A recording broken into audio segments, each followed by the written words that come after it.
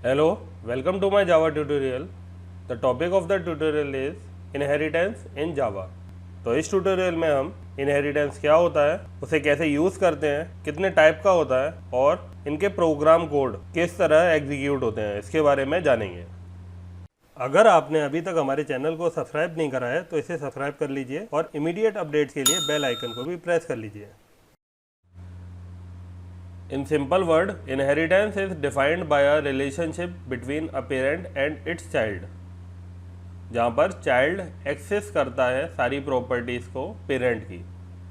अगर हम प्रोग्रामिंग के अकॉर्डिंग देखें तो एक पेरेंट क्लास होगी जिसके डेटा मेंबर्स और फंक्शनैलिटीज़ को जो उसका चाइल्ड है वो एक्सेस करेगा। If we have a class and we want to access the property of that class inside a new class, then we use the concept of inheritance. So, inheritance in Java allows us to carry the features of the parent class to the child classes. अगर आपके पास already एक class exist करती है और उसकी जो भी property है उसे आप किसी और एक नई क्लास में एक्सेस करना चाहते हैं तो आपको इनहेरिटेंस का कॉन्सेप्ट यूज़ करना होगा। इससे आपको कोड दोबारा से नहीं लिखना पड़ेगा और वो नई क्लास उस पुरानी क्लास की सारी प्रॉपर्टीज़ और फीचर्स को एक्सेस कर सकेगी। जैसे कि अगर मान लीजिए हमारे पास एक क्लास है ए और इसकी कुछ प्रॉपर्टीज़ एंड फंक्शनैलिटीज़ हैं। अब अगर हमारे पास एक क्लास बी है जो क्या कर रही है, प्रॉपर्टीज़ एंड फंक्शनैलिटीज़ जो ए क्लास की है उसे एक्सेस कर रही है, तो इस केस में जो बी क्लास है ये क्या करेगी, ये इनहेरिट करेगी क्लास ए को।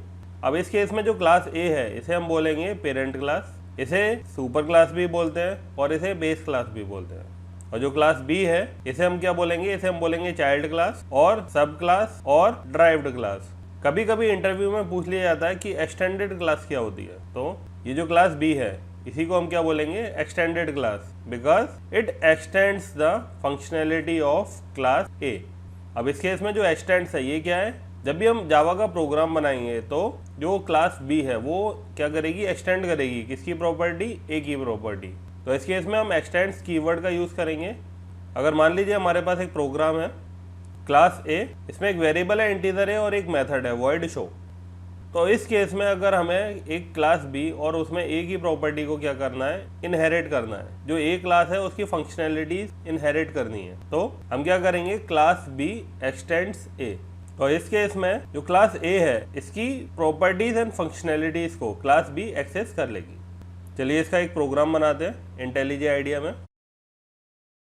तो जैसे कि एक क्लास है पेरेंट और इसकी कुछ फंक्शनैलिटी है, कुछ इसके पास डेटा है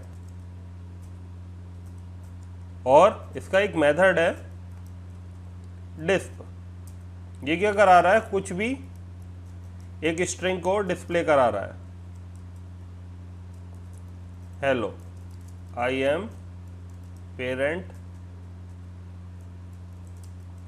क्लास मेथड।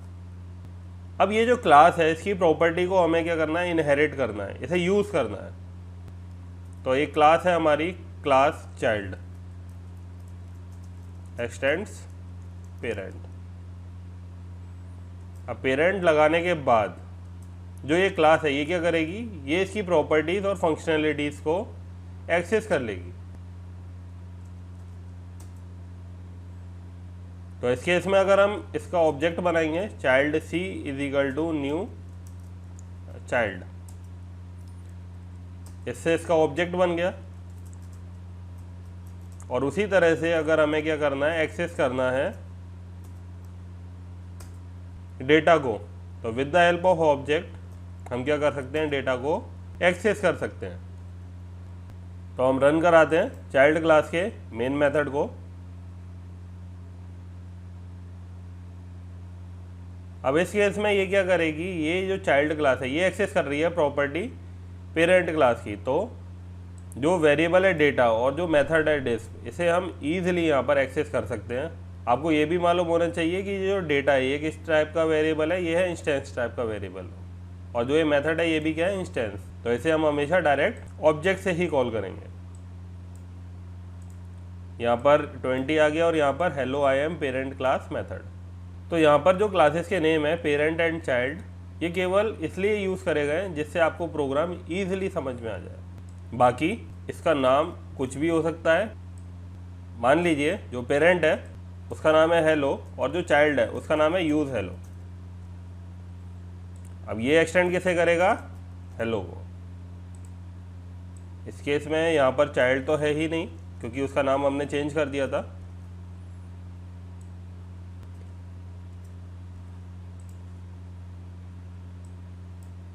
ये जो डेटा है इसकी वैल्यू भी हमने क्या कर दी? चेंज कर दी।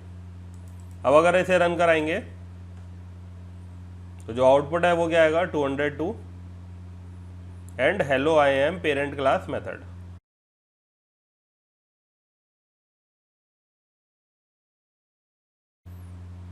The idea of inheritance is simple but powerful because when you want to create a new class and there is already a class that includes some of the code that you want, you can derive your new class from the existing class. इससे क्या होगा? In doing this, you can reuse the fields and method of the existing class without having to write and debug them yourself. अगर आप मान लीजिए आपको एक task मिला है जिसमें आपको क्या करना है? ऐड करना है 2 वेरिएबल्स को, और आपके पास ऑलरेडी एक क्लास है जो क्या कर रही है? 2 वेरिएबल्स को ऐड कर रही है। उसके अंदर एक मेथड है जो क्या कर रहा है? उन 2 वेरिएबल्स को ऐड कर रहा है। तो आपको वो जो कोड है उसे दोबारा से नहीं लिखना, आप केवल क्या करिए? उस क्लास को इनहेरिट कर लीजिए। तो इस केस में आप उस क्लास की फंक्शनैलिटीज़ को यूज़ कर पाएंगे और जो आपका टास्क है वो भी क्या हो जाएगा? कंप्लीट हो जाएगा। तो जो ये कॉन्सेप्ट है इसे क्या बोलते हैं? कोड रीयूजेबिलिटी, जिसमें हम किसी भी क्लास का कोड, उसकी फील्ड्स, उसके मेथड्स को एक्सेस कर सकते हैं इनसाइड आवर क्लास। अब अगर हम बात करें कि पेरेंट क्लास, सुपर क्लास और बेस क्लास, अगर इसे डिफाइन करना है तो the class whose properties and functionalities are used और इनहेरिटेड, उसे क्या बोलेंगे? पेरेंट क्लास, सुपर क्लास और बेस क्लास। अब जो चाइल्ड क्लास होती है, सब क्लास होती है, ड्राइव्ड क्लास या फिर एक्सटेंडेड क्लास, इसे डिफाइन करना है तो द क्लास दैट एक्सटेंड्स और inherit the properties and functionalities of another class. आपको ये याद रखना है कि ऐसी क्लास जो इनहेरिटेड होती है या फिर यूज्ड होती है उसे क्या बोलते हैं? Parent class. और ऐसी क्लास जो इनहेरिट करती है या फिर यूज़ करती है या फिर एक्सटेंड करती है प्रॉपर्टीज एंड फंक्शनैलिटीज किसकी? पेरेंट क्लास की, उसे क्या बोलेंगे? Child class. इनहेरिटेंस के types: single level inheritance, multi level inheritance and hierarchical inheritance. ये जो तीनों इनहेरिटेंस हैं इसे हम अगर ग्रुप करें तो उसे क्या बोलेंगे? Single inheritance, because in this there is only one parent class corresponding to each child class. ये जो तीनों ही इनहेरिटेंस हैं इसमें किसी भी चाइल्ड का केवल एक ही पेरेंट होगा, एक से ज़्यादा पेरेंट नहीं होंगे। In case of single level inheritance, multi level inheritance and hierarchical inheritance. अब जो फोर्थ टाइप है इनहेरिटेंस का उसे बोलते हैं मल्टीपल इनहेरिटेंस, जहाँ पर जो पेरेंट है वो होते हैं multiple, more than one. And last one is hybrid inheritance. अगर हम सिंगल लेवल इनहेरिटेंस की बात करें तो इस केस में केवल एक पेरेंट क्लास होगी और उसकी प्रॉपर्टी को इनहेरिट करेगी एक और क्लास, एक चाइल्ड क्लास। तो अगर क्लास ए है और उसकी प्रॉपर्टी को इनहेरिट कर रही है क्लास बी, तो ये इसे बोला जाएगा सिंगल लेवल इनहेरिटेंस, जहाँ पर केवल एक पेरेंट और एक चाइल्ड होगा।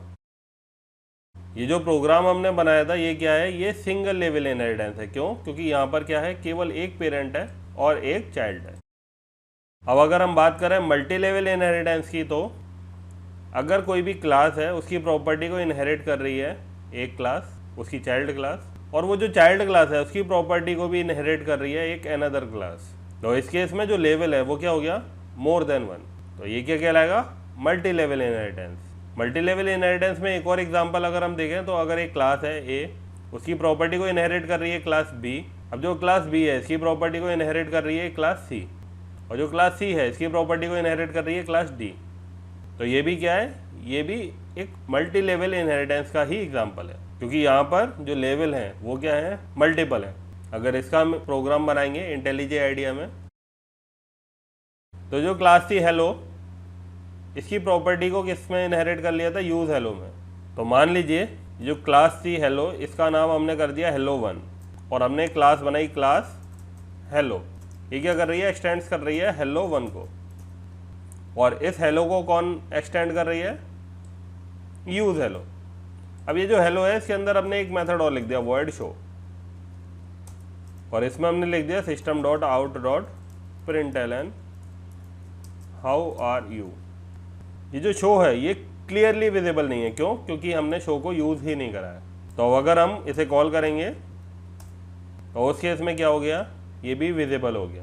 अब आपने देखा कि ये यूज़ हेलो है, ये किसकी फंक्शनैलिटी को एक्सेस कर रही है, इस क्लास की भी और इस क्लास की भी, क्योंकि यहाँ पर हम डेटा को भी एक्सेस कर रहे हैं, जो डिस्प मेथड है उसे भी कॉल करा रहे हैं और जो शो मेथड है इसे भी कॉल करा रहे हैं। लेकिन अगर आप इसका सही से फ्लो समझेंगे तो जो हेलो क्लास है ये क्या कर रही है, इस क्लास की प्रॉपर्टी को इनहेरिट कर रही है।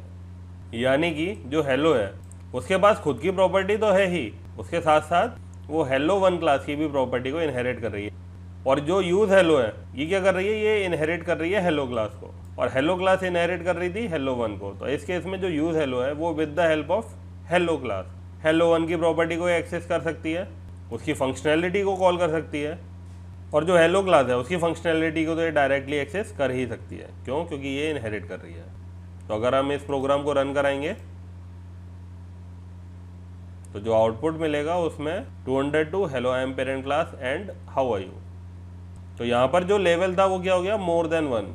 एक क्लास को किसी क्लास ने इनहेरिट करा और उस क्लास को भी इनहेरिट कर लिया किसी और क्लास ने। तो जो लेवल है वो क्या हो गया, मोर देन वन। तो ऐसे हम बोलेंगे मल्टी लेवल इनहेरिटेंस। अब जो इनहेरिटेंस है वो है हायरार्किकल इनहेरिटेंस। जब भी इनहेरिटेंस का जो कॉन्सेप्ट है वो एक हायरार्की टाइप का स्ट्रक्चर मेंटेन करता है, तो उस केस में जो इनहेरिटेंस होता है उसे क्या बोलते हैं, हायरार्किकल इनहेरिटेंस। यहाँ पर जो स्ट्रक्चर है वो किस टाइप का होता है, ट्री टाइप का स्ट्रक्चर। जैसे कि आपने देखा कि क्लास ए है, उसे एक क्लास इनहेरिट कर रही है क्लास बी, और एक क्लास इनहेरिट कर रही है क्लास सी। ये भी पॉसिबल है कि क्लास डी है वो भी क्या कर रही हो, क्लास ए की प्रॉपर्टी को इनहेरिट कर रही हो। तो यहाँ पर क्या है, एक हमें ट्री टाइप का स्ट्रक्चर मिल रहा है। या फिर हम ये भी बोल सकते हैं कि क्लास ए है उसकी प्रॉपर्टी को इनहेरिट कर रही है क्लास बी और क्लास सी, और जो क्लास बी है इसकी प्रॉपर्टी को इनहेरिट कर रही है क्लास डी। तो जब भी आपको इनहेरिटेंस में एक हायरार्की मिले तो आप क्या बोलेंगे, उसे बोलेंगे हायरार्किकल इनहेरिटेंस। अगर इसका हम प्रोग्राम बनाए तो अब अगर मान लीजिए ये जो क्लास है इसका नाम क्या है, हेलो, और एक क्लास हमने बनाई जिसका नाम था चेक, और वो क्या कर रही थी, एक्सटेंड कर रही थी हेलो क्लास की प्रॉपर्टी को, और यूज हेलो है ये तो हेलो क्लास की प्रॉपर्टी को एक्सेस कर ही रहा है। तो इस केस में अगर हम एक्सेस करते हैं हेलो क्लास की प्रॉपर्टी को तो उसके लिए हमने कोड कुछ इस तरह से लिख दिया, और यहाँ पर क्या करेंगे, हम ऑब्जेक्ट बना देंगे चेक क्लास का।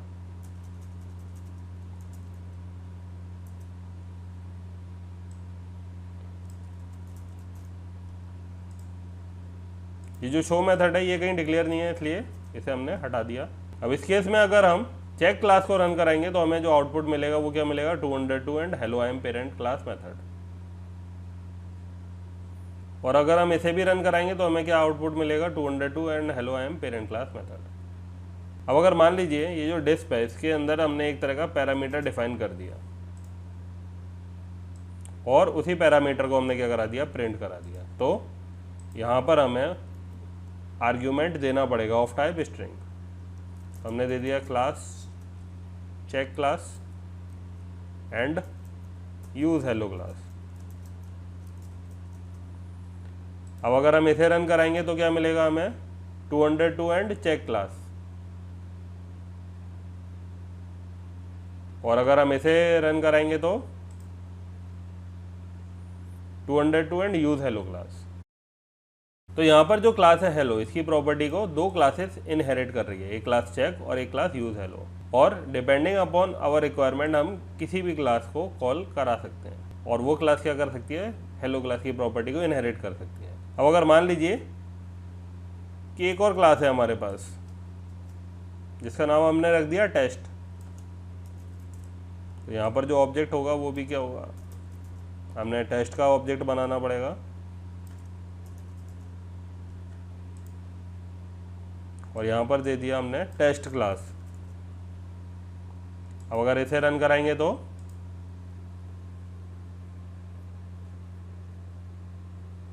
यहाँ पर आएगा 202 एंड टेस्ट क्लास।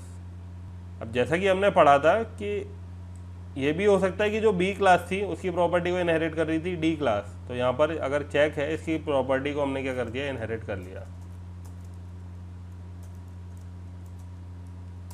और ये चेक है, इसके अंदर एक मेथड है जिसका नाम है शो।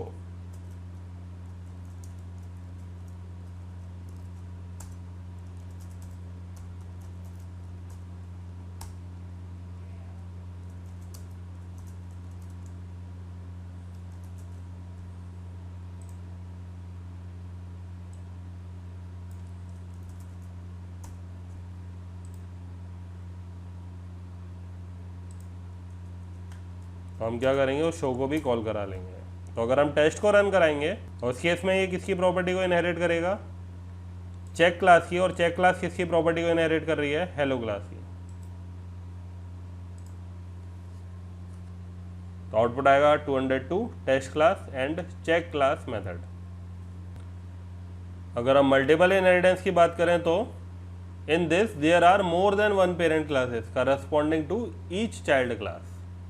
तो जैसे कि तो अगर एक क्लास है ए और उसकी प्रॉपर्टी को इनहेरिट कर रही है क्लास बी, लेकिन ये जो बी क्लास है ये एक और क्लास है सी, उसकी प्रॉपर्टी को भी इनहेरिट कर रही है, तो इस केस में जो पेरेंट है वो क्या है, मोर देन वन।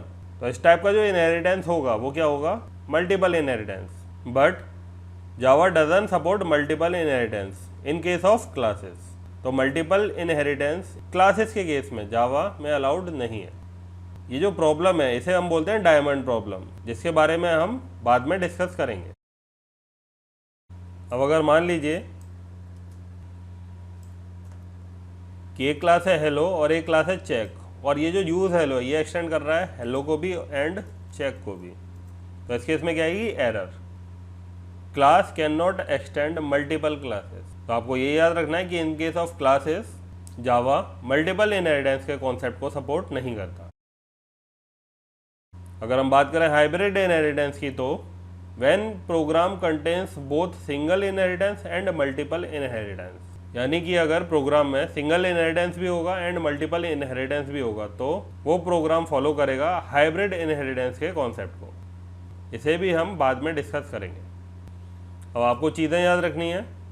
अ सब class inherits all the members, variable, methods and inner classes. ये जो इनर क्लासेस है यहाँ पर हमने स्टार लगाया हुआ है क्योंकि इसे आने वाले ट्यूटोरियल में हम डिस्कस करेंगे, इसके बारे में पढ़ेंगे। From it super class, constructors and blocks are not members. आपको ये चीज़ याद रखनी है कि constructor and blocks are not members, so they are not inherited by sub classes और child classes, but the constructor and blocks of the super class can be invoked और used from the sub class. जो sub class है वो invoke करा सकती है, execute करा सकती है किसी कंस्ट्रक्टर या ब्लॉक को, बट उसे इनहेरिट नहीं कर सकती। अब हम इसके प्रोग्राम बना लेते हैं। तो जो स्ट्रक्चर है उसे हम सिंपल कर देते हैं बिल्कुल।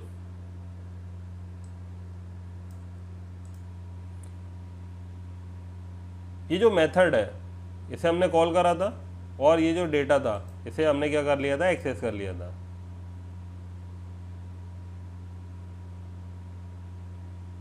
अब यहाँ पर कुछ केसेस हैं जिसे आपको ज़्यादा याद रखना है। जैसे कि मान लीजिए अगर हेलो क्लास के अंदर एक कंस्ट्रक्टर होता है हेलो,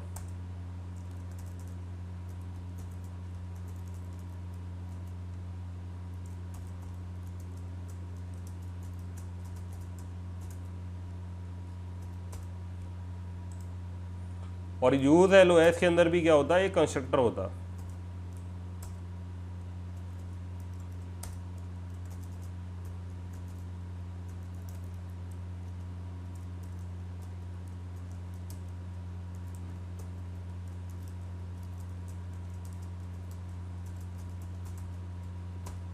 तो यहाँ पर क्या हो रहा है, यूज़ हेलो का ऑब्जेक्ट बन रहा है, और यूज़ हेलो का जब ऑब्जेक्ट बन रहा है तो क्या होगा, यूज़ हेलो क्लास का कंस्ट्रक्टर सबसे पहले कॉल होगा। यही अपने पढ़ा हुआ है। लेकिन अगर हम इसे रन कराएंगे तो उस केस में क्या होगा, जो आउटपुट होगा वो डिफरेंट आएगा। इसका जो आउटपुट आएगा वो क्या आएगा, सबसे पहले ऑब्जेक्ट बना और कंस्ट्रक्टर कॉल हुआ। कंस्ट्रक्टर कॉल होने के केस में जब ये कंस्ट्रक्टर एग्जीक्यूट हुआ तो ये कंस्ट्रक्टर इम्प्लिसिटली कॉल कर लेगा किसे, इस वाले कंस्ट्रक्टर को। क्यों, क्योंकि यूज़ हेलो की जो पेरेंट क्लास है वो क्या है, हेलो। अभी इस पर हम डिस्कस करेंगे ऐसा क्यों होता है। पहले हम इसे रन करा लेते हैं।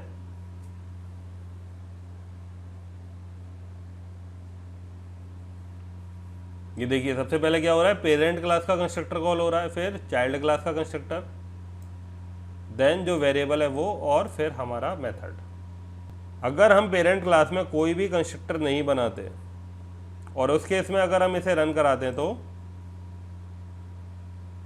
जो चाइल्ड क्लास का कंस्ट्रक्टर है वो क्या होगा, कॉल हो जाएगा। इस केस में पेरेंट क्लास का कंस्ट्रक्टर है ही नहीं। लेकिन आपको ये याद रखना चाहिए कि जब भी किसी क्लास में हम किसी भी कंस्ट्रक्टर को डिफाइन नहीं करते तो जो कंपाइलर है वो क्या करता है, एक डिफ़ॉल्ट कंस्ट्रक्टर बना देता है। तो इस केस में जब ये प्रोग्राम और ये क्लास ये कंपाइल होगी तो इस केस में क्या होगा, जो हेलो क्लास है उसका एक डिफ़ॉल्ट कंस्ट्रक्टर बना हुआ होगा। जो जावा कंपाइलर है वो उस डिफ़ॉल्ट कंस्ट्रक्टर को बना देगा। अब अगर मान लीजिए ये जो हेलो कंस्ट्रक्टर है इसके अंदर क्या है कि एक पैरामीटर डिफाइन है, तो ये जो हेलो है यहाँ पर भी क्या आ जाएगी, एरर। और ये जो एरर है ये क्या बोल रही है कि there is no default constructor available in hello. अब यहाँ पर आपको चीज़ें याद रखनी है, ये थोड़ा सा लॉजिकल है लेकिन आपको मैं बहुत अच्छी तरह से इसे बताता हूँ कि अगर हम किसी भी क्लास के अंदर कंस्ट्रक्टर बनाते हैं तो उस केस में उस क्लास के अंदर कंपाइलर डिफ़ॉल्ट कंस्ट्रक्टर नहीं बनाता। तो अगर हमने इस क्लास के अंदर ये कंस्ट्रक्टर बना दिया तो इसका डिफ़ॉल्ट कंस्ट्रक्टर एग्जिस्ट नहीं करेगा, कंपाइलर इस क्लास का कंस्ट्रक्टर नहीं बनाएगा। और इस केस में ये जो यूज़ हेलो है इसे क्या नहीं मिलेगा, डिफ़ॉल्ट कंस्ट्रक्टर नहीं मिलेगा। तो यहाँ पर क्या आएगी, एरर आएगी। ये एरर ही है, ये प्रोग्राम रन नहीं होगा। आप इसे रन कराएंगे तो क्या होगा, एरर ही आएगी। आ गई एरर। अब आप सोचेंगे कि सर यहाँ पर आपने दिया है इंटीजर ए, तो हम यहाँ पर भी दे देते हैं कुछ इंटीजर वैल्यू, तब भी एरर आएगी और एरर वही सेम है। आप कहेंगे सर यहाँ पर भी हम कुछ पास कर दे रहे हैं तभी तो वो रीड करेगा, तभी क्या आएगी, वही एरर आएगी। तो इसके लिए आपको केवल सिंपल इतना समझना है कि जो भी चाइल्ड क्लास का कंस्ट्रक्टर होता है उसका जो फर्स्ट स्टेटमेंट होता है वो होता है सुपर। ये क्या करता है, ये पेरेंट क्लास के कंस्ट्रक्टर को कॉल करता है। अगर हम अपना कंस्ट्रक्टर बनाते हैं चाइल्ड क्लास में और उसमें सुपर स्टेटमेंट डिफाइन नहीं करते तो सुपर स्टेटमेंट ऑटोमेटिकली ऐड हो जाता है और वो क्या करता है, वो कॉल करता है पेरेंट क्लास के कंस्ट्रक्टर को। क्योंकि इसे कौन ऐड करता है, इसे ऐड करता है कंपाइलर। तो जो सुपर होता है वो हमेशा क्या होता है, 0 पैरामीटर होता है। यहाँ पर कोई भी आर्ग्यूमेंट पास नहीं होता। अगर आप यहाँ पर वैल्यू दे देते हैं 23 तो इस केस में जो एरर थी वो रिमूव हो गई। अब अगर हम यहाँ पर प्रिंट करा लेते हैं ए, इसे रन कराएंगे तो चाइल्ड क्लास का जब भी कंस्ट्रक्टर कॉल होगा वो क्या करेगा, कॉल करेगा पेरेंट क्लास के कंस्ट्रक्टर को। तो इसलिए सबसे पहले क्या आ रहा है 23, फिर आ रहा है यूज हेलो क्लास कंस्ट्रक्टर। अब आप बोलेंगे सर इस केस में तो ये इनहेरिट ही कर रहा है, तो आपको ये याद रखना कि ये इनहेरिट नहीं कर रहा है। क्योंकि अगर मान लीजिए इसके 2 कंस्ट्रक्टर होते हैं जिसके अंदर एक के अंदर क्या होता है, इंटीजर टाइप का पैरामीटर और दूसरे में होता है स्ट्रिंग टाइप का पैरामीटर।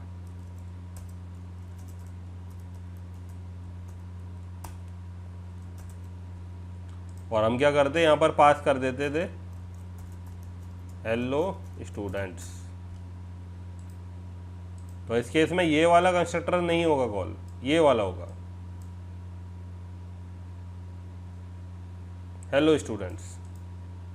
तो जैसा कि हमने डिस्कस करा था, constructor and blocks of the super class can be invoked from the sub class, they are not inherited.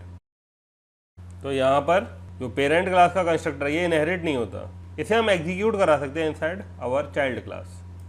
चलिए इसे हम हटा देते हैं, किसी भी एक को हटाना था, हमने इंटीजर पैरामीटर वाला हटा दिया।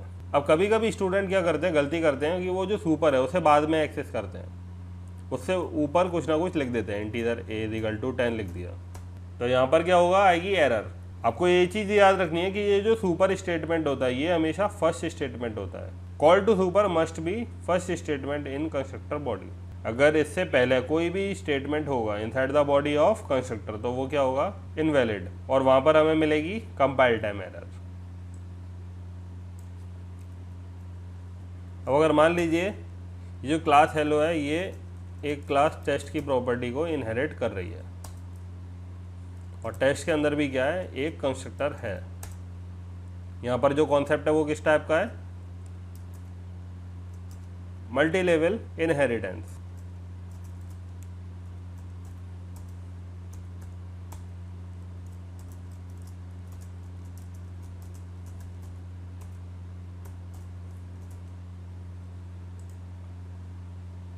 तो जब भी ये ऑब्जेक्ट बनेगा तो क्या करेगा, ये वाला कंस्ट्रक्टर कॉल होगा, ये इस कंस्ट्रक्टर को कॉल करेगा और इस कंस्ट्रक्टर का भी जो फर्स्ट स्टेटमेंट है वो क्या होता है, सुपर। तो वो क्या करेगा, इस वाले कंस्ट्रक्टर को कॉल करेगा। तो सबसे पहले क्या आउटपुट आएगा, टेस्ट क्लास कंस्ट्रक्टर, देन जो भी स्ट्रिंग है वो, और उसके बाद यूज़ हेलो क्लास कंस्ट्रक्टर, उसके बाद वेरिएबल एंड हमारा मेथड।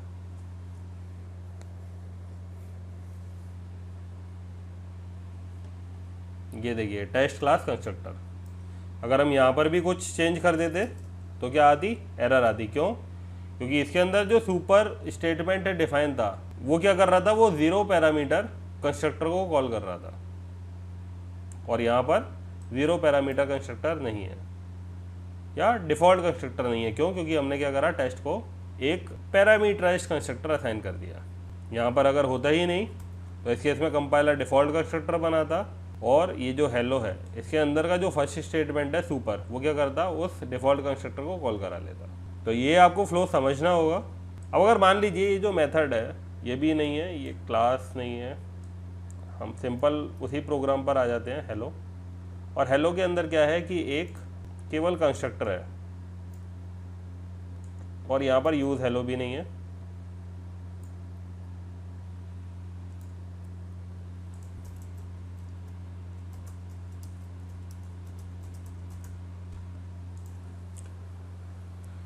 अगर आपके सामने इस तरह का प्रोग्राम है तो इसका जो आउटपुट आएगा वो क्या आएगा, काफ़ी स्टूडेंट कहेंगे सर इसका कुछ भी आउटपुट नहीं आएगा। लेकिन आपको याद रखना चाहिए कि जब भी हम कोई भी कंस्ट्रक्टर नहीं बनाते तो क्या होता है, कंपाइलर बना देता है एक डिफ़ॉल्ट कंस्ट्रक्टर को, और अगर वो डिफ़ॉल्ट कंस्ट्रक्टर बनेगा तो उसका जो फर्स्ट स्टेटमेंट होगा वो क्या होगा, सुपर। तो वो सुपर इस हेलो को क्या कर लेगा, कॉल कर लेगा।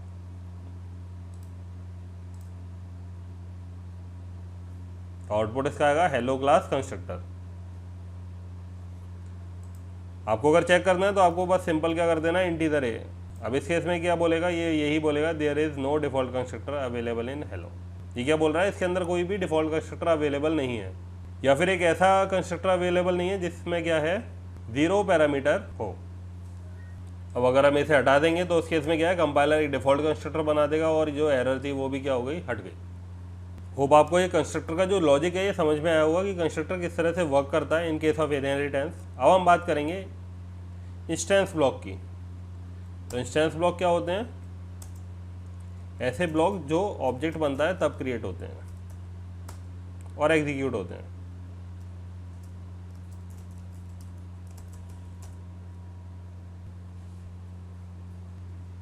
और ये जो यूज हेलो है इसके अंदर भी क्या है, एक इंस्टेंस ब्लॉक है।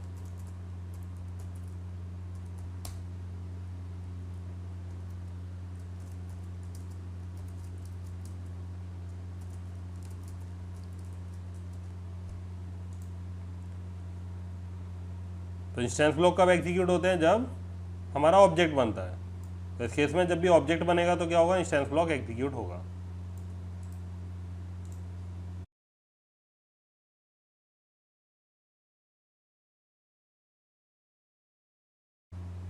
तो इसमें आपने देखा कि ये जो क्लास थी हेलो, इसका भी इंस्टेंस ब्लॉक एग्जीक्यूट हुआ, और जो यूज़ हेलो क्लास है उसका भी इंस्टेंस ब्लॉक एग्जीक्यूट हुआ।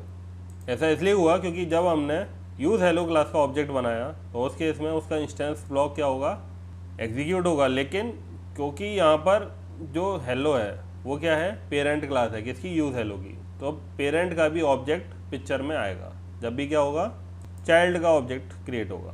तो अगर पेरेंट का ऑब्जेक्ट पिक्चर में आएगा तो उस केस में क्या होगा, उसका जो इंस्टेंस ब्लॉक है वो एग्जीक्यूट होगा सबसे पहले। अगर मान लीजिए जो पेरेंट है इसके 2 इंस्टेंस ब्लॉक होते हैं,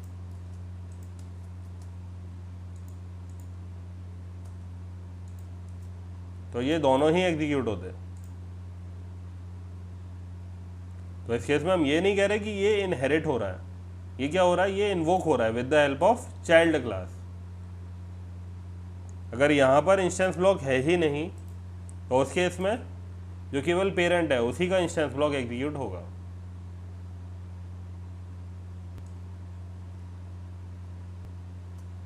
अगर मान लीजिए ये क्या होता है, स्टैटिक ब्लॉक, और ये भी क्या होता है, स्टैटिक ब्लॉक। स्टैटिक ब्लॉक कब कॉल होता है, कब इन्वोक होता है, जब क्लास लोड होती है। तो हमें यहाँ पर ऑब्जेक्ट बनाने की ज़रूरत नहीं है, और इसके इसमें पेरेंट क्लास का पहले होगा फिर चाइल्ड क्लास का। ये इंस्टेंस ब्लॉक इसलिए आ रहा है क्योंकि हमने यहाँ पर लिखा नहीं था स्टैटिक ब्लॉक।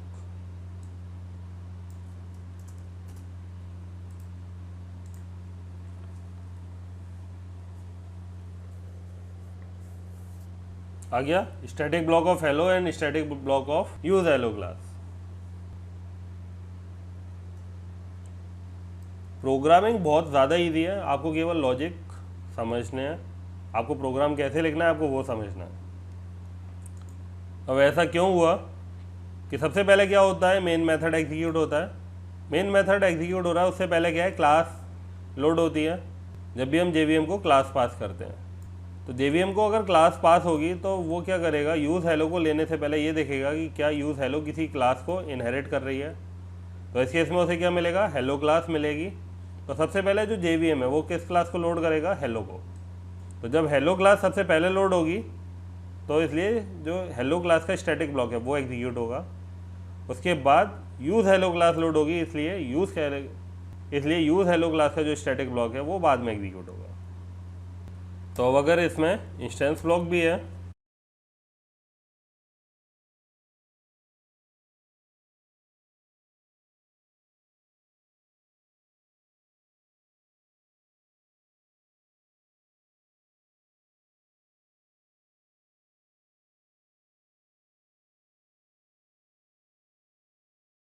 और इसका कंस्ट्रक्टर भी है,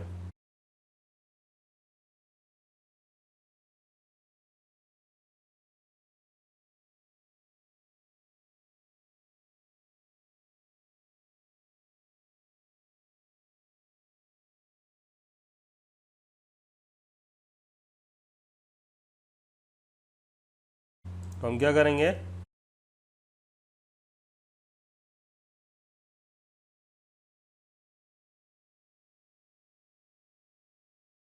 हम ऑब्जेक्ट बना लेंगे।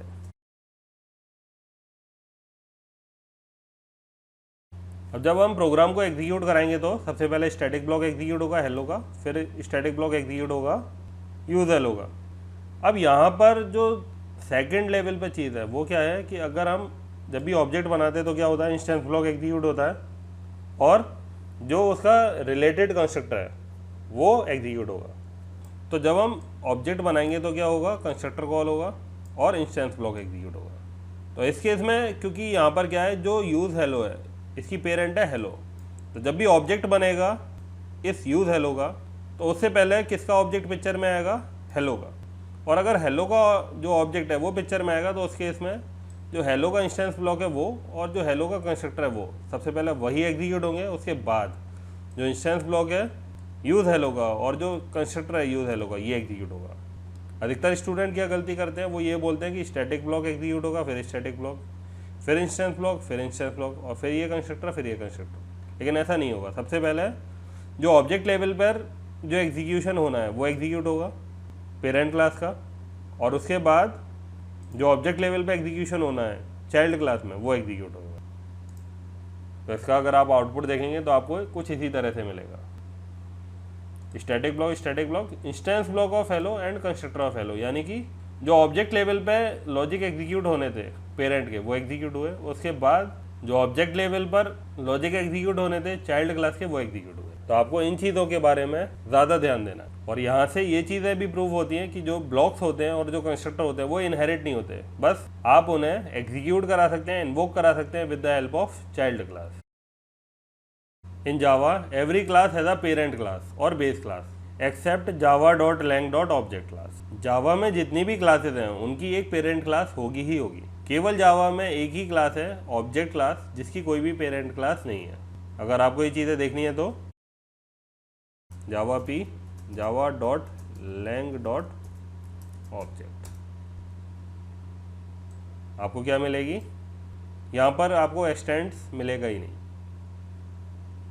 पब्लिक क्लास java.lang.object, जैसे कि हमने सिस्टम क्लास पढ़ी थी तो जावा P java.lang.system।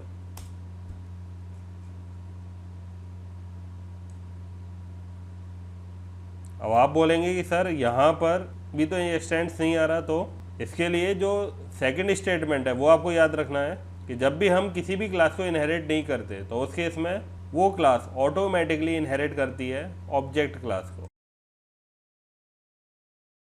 If a class don't inherit any class then it means that the class inherits the property and functionalities of java.lang.object class.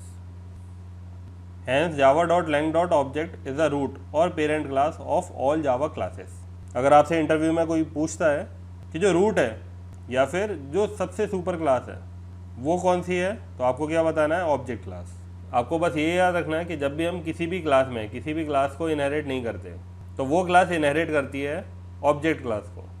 अगर आपको इसका एग्जांपल देखना है तो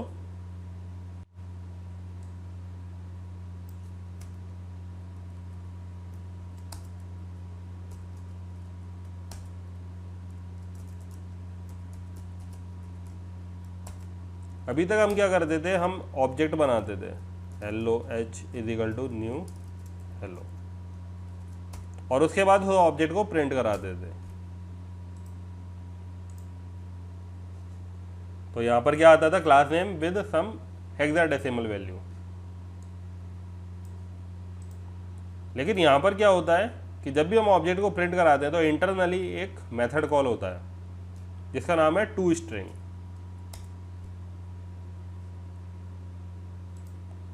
इसे हम रन कराएंगे तो हमें आउटपुट सेम मिलेगा।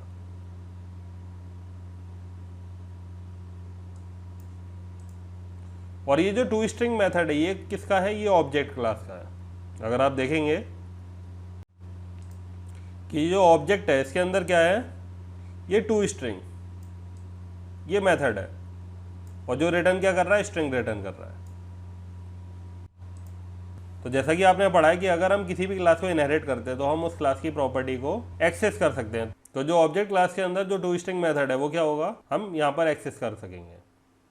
ये जो कॉन्सेप्ट है इसके बारे में हम बाद में और डिटेल्डली डिस्कस करेंगे। अगर आप अपनी प्रैक्टिकल नॉलेज इंप्रूव करना चाहते हैं एंड अगर आप हमारी online classes, in house training, internship programs join करना चाहते हैं तो आप विजिट कर सकते हैं www.learntounlabs.com या फिर आप अपनी क्वेरी सबमिट कर सकते हैं www.learntounlabs.com/contactus.php। At Learn to Earn Labs हम ऑफर करते हैं practical based and job based training programs in various area of programming, web and mobile application development and digital marketing